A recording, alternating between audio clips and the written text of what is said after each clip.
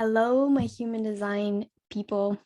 My name's Trini. I'm a human design specialist. And in this video, we're going to talk about the generator strategy. We're going to understand the generator in the experiment. If you're a generator, you're lucky because I'm also a generator. So it's definitely the type and the strategy that I understand the most, like to my core, because I exercise and I experiment with it every single day. And so in this video, I'm going off a blog post that I wrote on my website, easyhumandesign.com, where I wrote about a simple little story that I'm going to share with you today, because I think that it's really through these everyday simple stories where we can really understand what our strategies look like in real life, what human design is about in real life, and how it can actually help us in those day-to-day, moments, and how it actually guides us towards authenticity, towards empowerment, and towards, ultimately a better life, which is what we all want. So, this video is for generators. If you're hearing you're a generator, you're in the right place. Or if you want to learn more about generators, maybe you're learning about human design, then you're also in the right place.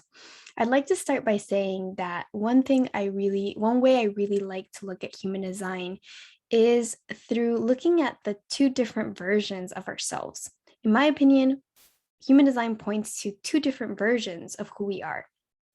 One version is what we would call the conditioned self in human design language.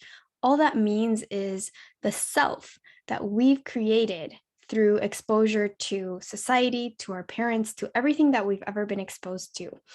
And all of that exposure has caused us to believe that we need to be a certain way.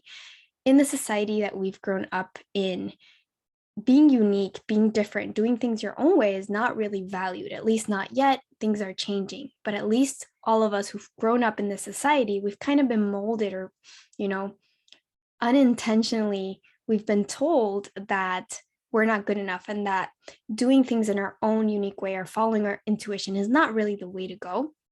And so we've built this persona that is us trying to fit in, us trying to follow the narratives, us trying to follow what we see and what we feel to be the correct thing to do, this right or wrong dualism. And things are definitely shifting in the world, as you've realized, probably into a world where we're going to need to be more empowered, where we're going to need to be more individualistic. So that's what human design is here to help you with in your life, is being able to make that shift. So the other personality, or the other version of ourselves that I'm talking about, is the version that you came here to be, the version where you are designed as a once in a lifetime event. You're designed as this unique individual with a very specific design. And what that means ultimately, practically, is that you're just not meant to do things like anybody else. You're not meant to feel things like anybody else. Of course, we all have things in common because we are human. We all have the whole chart in human design, but you're meant to process things and process energy, and the way that things hit you and go through you is very, very different and unique. And so, in my opinion, if I were to really ask myself, what is human design about in real life? How can it really help us in real life? For me, it's about catching yourself when you're here in what we call, with human design language, the not self, and helping ourselves shift into the real self, or the authentic self. Okay. That's what, for me, human design is. And what happens when you do that, when you shift from the not self to the authentic self, is you start kind of feeling at home. You start feeling empowered. You start feeling like you have control over your life. And of course, it's these feelings that then allow you to create the life that you've been wanting to create all your life, but that you've been trying to kind of force into creation. This other version of yourself allows for things to actually come to you, for things to be easier, for the life that is for you and for your soul to actually start unraveling in a way where you don't have to make it happen. So that is what human design can do for you. That's why I'm so passionate about it, if you can tell. And why did I start with that? Because the story that I'm going to tell you today is about when I started my blog, which wasn't too long ago. And I wrote my first blog post. I was thinking about what the first blog post should be. And I was kind of making a list in my head. I was saying, well, it could be this or that. I could do an intro to human design. I could do what is human design, right? Maybe that's a good way to start a human design blog. I was thinking, well, maybe I should look at other human design blogs and see what's doing well for them. Maybe I could look at, another human design YouTube channel, see what's ranking high, and kind of take an idea off there. But very quickly, a few minutes after I was thinking about this and I realized my train of thought and I observed it, I realized, oh, wow, I'm in the not self. Why is this train of thought in the not self? Because whenever we're looking outside of ourselves for answers, we're in the not self. Whenever we're saying, okay, I want to do this thing, how should I do it? Let me see what other people are doing. Let me follow something outside of myself. Let me figure out what the right thing is. As you can tell, we're involving the mind, we're involving right and wrong. Whenever that comes into play, then we're in the not self. So that is what the human design experiment is about, people. If you want to be in the human design experiment, please don't make the mistake of just learning all this human design info. What really is going to change your life is making these little shifts on a daily basis. So I realized I was in the not self, and then I bring myself back to the self, to the authentic self. How? Through strategy and authority. So that's why the story is going to illustrate, I think, a real life example of the generator strategy. The generator strategy, if you've seen it, is to wait to respond. And one way to think about this is to think about what lights you up. Why is it equivalent to what lights you up? And I'm sure maybe you've heard a bit of like generator talk and it being described as what lights you up. That is the case because the generators have something really special, and in my opinion are pretty lucky because they have the sacral activation. They have the sacral chakra defined in their body graph, and all that means is that they have the ability to respond to things.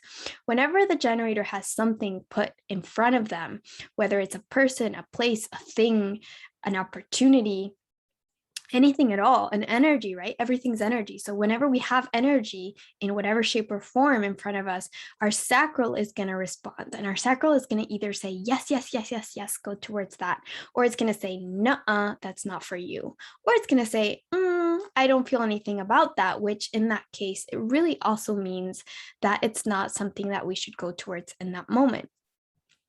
So when I was going through this mental idea and then realized I wanted to come back into my strategy, I realized, well, the right way for me to figure out what blog post to write first is not looking outside of myself. It's really kind of thinking about what is lighting me up, and not only what is lighting me up or what lights me up, what I'm passionate about, what I like, but what is lighting me up right now? What lights me up right now in this moment? What is moving my energy as a generator in this moment? Because that is what I'm going to do the best job at.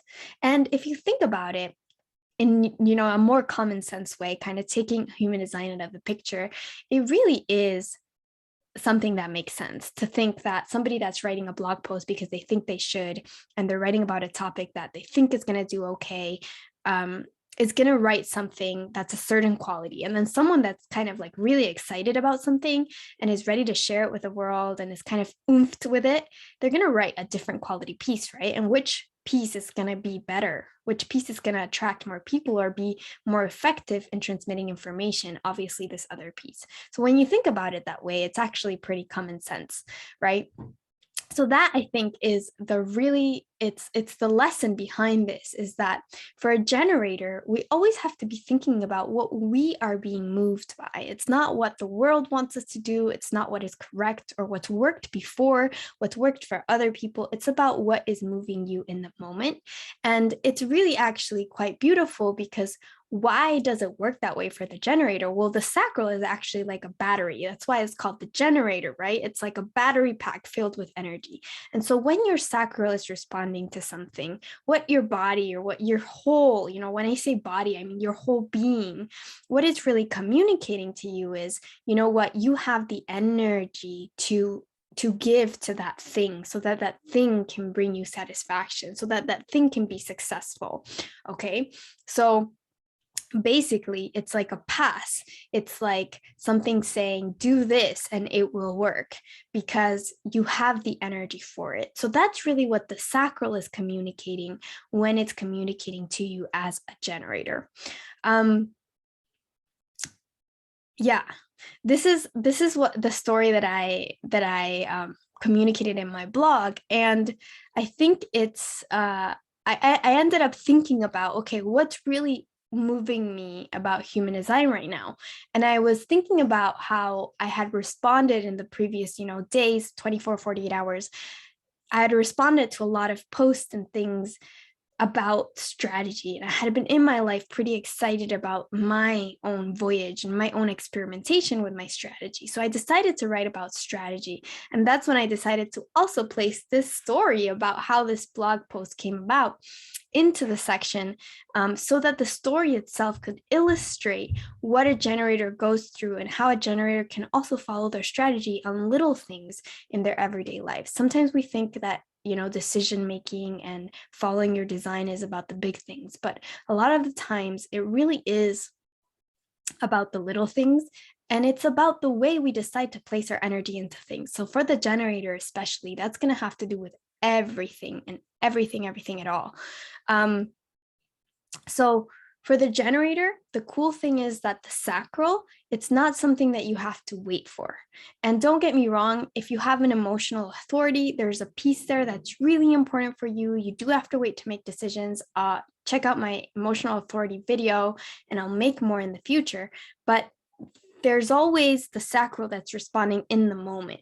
So you always have that ability to place something in front of yourself and check with yourself how you're feeling about that. Is your energy being moved by that thing that you have in front of you? Is your body, giving you some kind of sign that the thing is good for you? Or is it more of a mental idea that you should go there? Is it more of a mental story that is telling you to go through that path? So I hope that this story of how I made a very simple decision of what to write about first in my blog as a generator can shed light to you on how you as a generator can start making different decisions, can start adding a different level of consciousness and awareness to the way that you use your energy in your everyday life.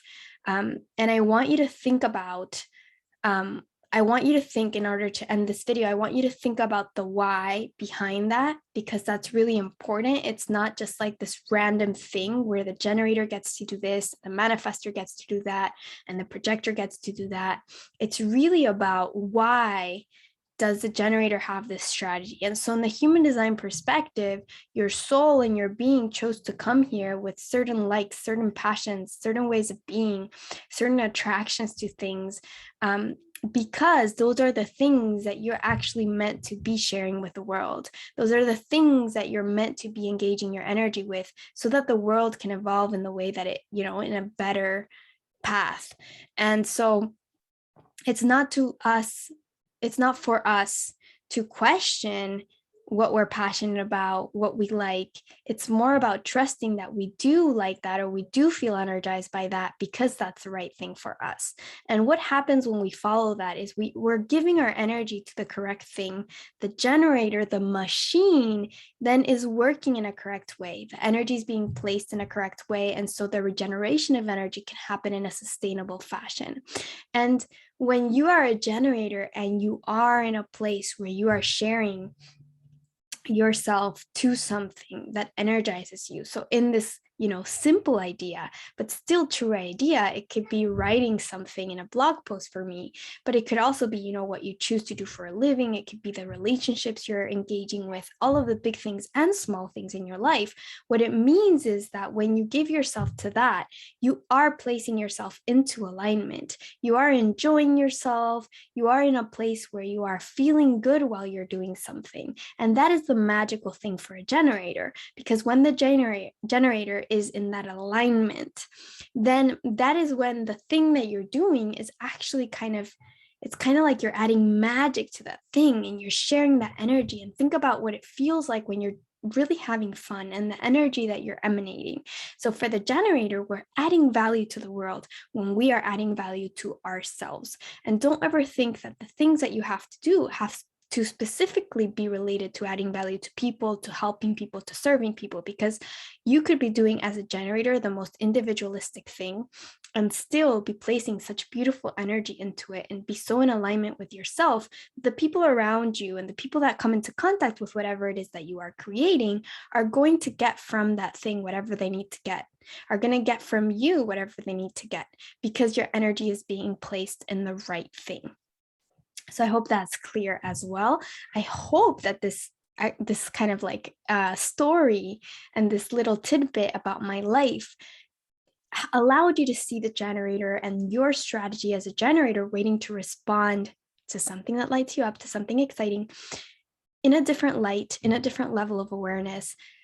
Human design is like that, in that the more you see, the more you watch, the more you learn from different teachers as well, the more you can start integrating the knowledge in a different way, the more you can start bringing it down, earthing it down into your life, into a practical way, so that it can actually start making those shifts that you want. So please, please remember, if you're a human design person, you're learning about it, please remember to not stay up here. Please remember to not stay with just gaining a whole bunch of knowledge about your chart, about who you are.